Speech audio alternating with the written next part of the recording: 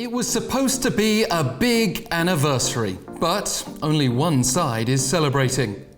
I'm Alex Jensen for North Korea Now, as we're one day away from the one-year mark since the first summit between South Korean President Moon Jae-in and North Korean Chairman Kim Jong-un.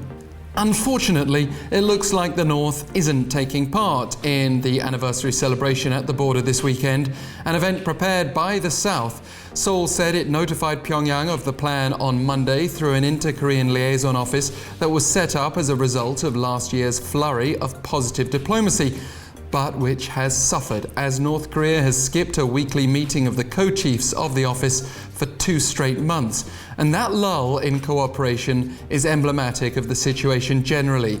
We are still waiting for the realization of several of the promises secured by President Moon across his 3 summits with Chairman Kim last year, whether that be steps towards denuclearization, full-fledged inter-Korean cooperation, a Korean War peace declaration, or Kim's personal visit to Seoul.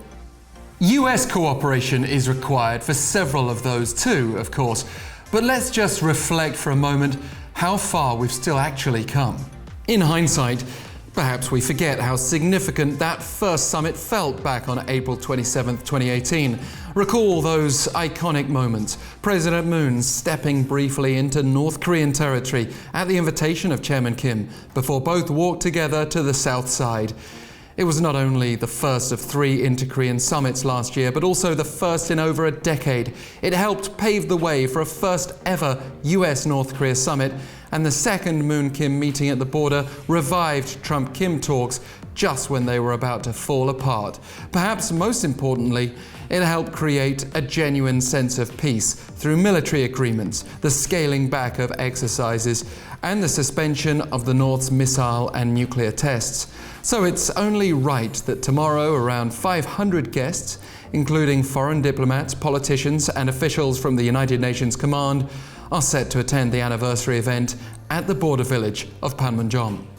But there's also a danger of last year's memories fading, as we have another image in the far more recent past, that of Chairman Kim meeting Russian President Vladimir Putin just 2 days before that inter-Korean summit anniversary.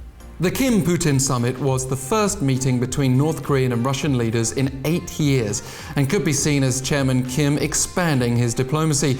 But the fact this is Russia we're talking about adds so much more intrigue.